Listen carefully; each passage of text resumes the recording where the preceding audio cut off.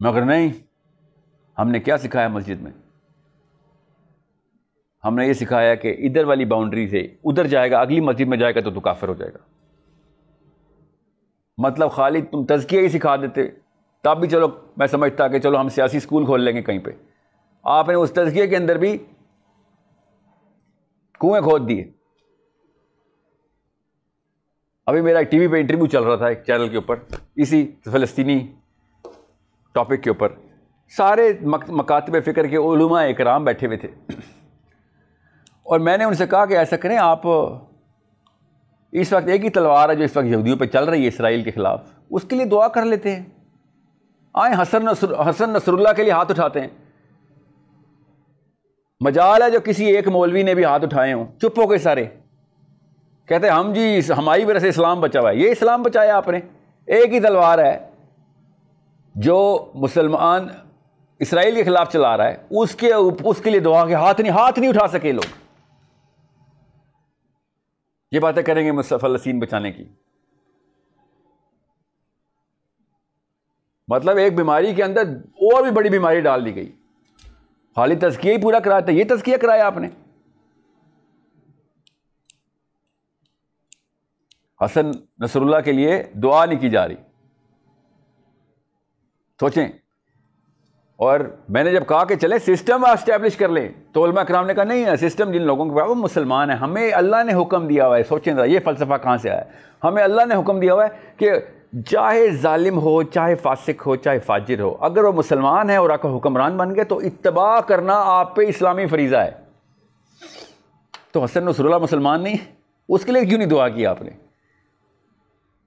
उसकी दुआ के लिए हाथ नहीं, क्योंकि आप अपने फ़िरके के उलमा को सिर्फ और सिर्फ प्रोजेक्ट करते हैं। और चारों फ़िरकों के उलमा इस वक्त तज़किये नफ्स के ऊपर है। मैं तो खाली ये बता रहा हूँ कि आप खुद मुसलमानों का IQ ड्रॉप कर रहे हैं। अगर यही सिस्टम इस्लाम ने सिखाना था कि जैसा मर्जी हो, उसने एक पावर मसनद पकड़ लिया खिलाफत की, तो आपने उसको तबाह करनी है। तो हुसैन अलैहिस्सलाम को भी आप ही सिखाने वाली बातें कर रहे थे ना, जो रास्ते में मिल रहे थे कि नहीं करो नहीं करो। हुसैन अलैहिस्सलाम को दुनिया आप समझा सके ये वाला फलसफा।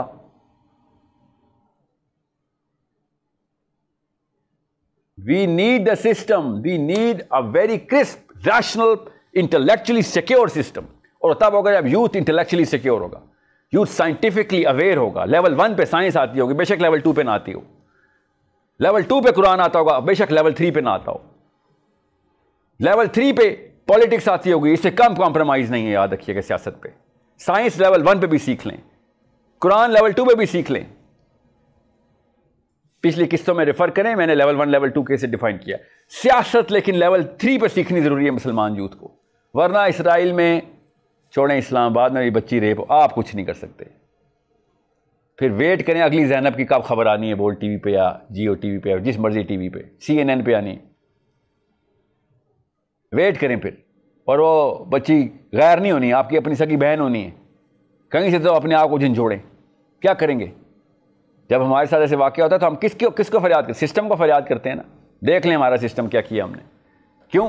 क्योंकि जिस इंस्टीट्यूट ने सिखाना था सिस्टम की इस्टेब्लिशमेंट, पॉलिटिक्स होती क्या है, करनी कैसे है, इस्लाम कहता कैसे क्या है, तरीका क्या बताता है, सुन्नत सीरा है क्या, कैसे करके दिखाया, मगर हमने वो मकसद से ही निकाल दिया। इस मुसलमान के मकसद से सियासत को निकालने की मशीन इस वक्त मस्जिद बनी हुई है। जब तक पाकिस्तान एक सिस्टम नहीं डेवलप करता, वो भी कैसे 68% ऑफ यूथ का IQ नहीं बढ़ाता, 10 पॉइंट, ज़्यादा नहीं। कहाँ पे? Level 1 of science, level 2 of Quran, level 3 of politics. आप इन तीनों शोबों के अंदर देख लें मुसलमान लड़के और लड़की का अक्यूमेंट कितना है। कुरान पे लेवल 0, मस्जिदों में वाकई में लेवल 1 क्या लेवल 2 तक कुरान, लेवल 3 पे भी उलमा मिल जाएंगे आपको, वाकई मिलेंगे। वो उनकी पॉलिटिकल अक्यूमेंट क्या है? लेवल 0। साइंस, अल्लाह माफी, साइंस के तो खिलाफ मूवमेंट करते हैं। सिर्फ 10 साल की स्ट्रैटेजी बता रहा हूं आपको। ये यूथ फिर एकदम ऐसी एज में घुस जाएगा जिस एज में आप देख रहे हैं बुजुर्गान को हठ धर्मी पे उतारते हैं। फितरत है हमारी, हम हठ धर्मी पे आएंगे ही आएंगे, क्योंकि इतनी उम्र दे दी है। लिटरली यही बोला जाता है, साहिल मियाँ आप मेरे पोते की उम्र से भी छोटे हैं, आप मुझे सिखाएंगे। और मैं कहता हूँ हाँ ये जुमला मैंने सुना हुआ है सीरा में, इसका जवाब आता है मुझे, मैं आपको सिखाऊंगा। सबसे पहले तो ये जुमला देख ले कहाँ लिखा हुआ है। ये मेरे नबी को जुमला बोला जाता था, उमय्या बिन खलफ और अबू जहल बोलते थे। मैं सिखाऊंगा। सबसे पहले तो ये देखें, ये जुमला जिस स्लाइड से आपने कॉपी किया है वो अबू जहल की स्लाइड है।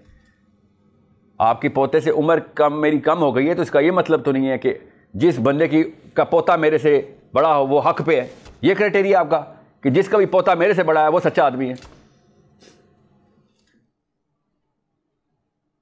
छोटी उम्र का बंदा भी सही बात करे तो सही बात है। मैं आपको रेफरेंस ही अपने नबी का दे रहा हूं, मैं सेंसिकल आर्गुमेंटेशन के थ्रू आपको बता रहा हूं कि जब तक इस्लाम को 68% यूथ से बात कर रहा हूं, बाबों से उम्मीद खत्म है मेरी, और हो भी नहीं सकती। मेरी साइकोलॉजिकल डिमांड ही नहीं हो सकती। सेंस के खिलाफ है बात कि 68, 75, 95 ये पाकिस्तान के जो पार्लियामेंट हाउस में भरे हुए हमने, इनसे तो मैं नहीं एक्सपेक्टेशन रख सकता। इनके ईगो का तकाजा ये है कि वो इसी ईगो पे मरेंगे, वो इसी फलसफे में मरेंगे वो। खैर है, इस वक्त university going grade, high school के अंदर, कॉलेज के अंदर ए लेवल्स जो कर रहा बच्चा, वो मेरा इस वक्त सुनने वाला बच्चा जो है, लड़की और लड़का दोनों। और याद रखिएगा, यहाँ पे मैं बात बता दूँ, अगर लड़की का एक्यूमेंट लड़के से कम है तो खुद आप जिम्मेदार हैं जो आपके साथ हो रहा है इन तीनों लेवल पे, साइंस पे, कुरान पे और पॉलिटिक्स पे। साइंस लेवल 1, कुरान लेवल 2 और पॉलिटिक्स लेवल 3। पॉलिटिक्स लेवल 3 हर मुसलमान का फरीज़ा है। बस आपको इतनी सी बात बता दूं कि अगर Maryam Nawaz and party, PTI, Sheikh Rashid and party, इनका अगर पॉलिटिकल एक्यूमेंट जा सकता है ऊपर, तो आपका क्यों नहीं जा सकता? आप तो वाकई स्कूल और कॉलेज गए हुए हैं, आप तो वाकई किताबें पढ़ी हुई हैं। तो political acumen, by the way, इनका पॉलिटिकल एक्यूमेंट 3 नहीं है, क्योंकि हमें पता है कि ये किस किस्म की बातें कर जाते हैं, किस किस्म के इनके इकदाम आते हैं। जब ये पावर में आते हैं ना, चाहे पीटीआई हो, चाहे वो पीपीपी हो, चाहे वो पीएमएलएन हो, जब पावर में आते हैं तो देखें क्या करते हैं फिर। पॉलिटिकल एक्यूमेंट तो 0 है। सो यू नीड टू सी कि आपको किस तरीके से इस्टेब्लिश करना है। मैंने आपको बता दिया है कि ये स्टेप्स ये हैं। साइंस इस वक्त का फिरौन, इसको ताबे करना है किसके थ्रू? कुरान के थ्रू। Intellectual acumen of the Quran ज़रूरी है। कुरान से ढूंढेंगे कॉन्सेप्ट असल में क्या है। This is the only solution. अगर जो इस सोल्यूशन का हिस्सा नहीं है तो वो इस सोल्यूशन का दुश्मन है, भाई याद रखिएगा। क्योंकि अल्लाह जिस पार्टी में होते हैं उसके या तो अगेंस्ट हो सकते हैं आप, या अल्लाह की पार्टी में हो सकते हैं। अल्लाह रब्बुल इज़्ज़त की पार्टी के साथ होते हुए आप न्यूट्रल नहीं हो सकते। इसको अल्लाह शिर्क बोलते। इसलिए शिर्क सबसे बड़ा गुनाह है, सबसे बड़ा जुल्म है कि तुम अल्लाह के होते हुए न्यूट्रल हो गए हो, साइड पे तीसरी पार्टी बना ली है। आज तक किसी मस्जिद से पूछ के देखेंगे शिर्क सबसे बड़ा गुनाह क्यों है, आपको जवाब मिल जाए, मुझे बता देना कि फर्द के ऊपर ये चीज साबित ही नहीं हो सकती, फर्द के ऊपर, ये जमात के ऊपर साबित हो सकती है कि शिर्क सबसे बड़ा जुल्म क्यों है। बोल एंटरटेनमेंट के शोज देखने के लिए हमारे चैनल को सब्सक्राइब करें और बेल आइकन पर क्लिक करना ना भूलें।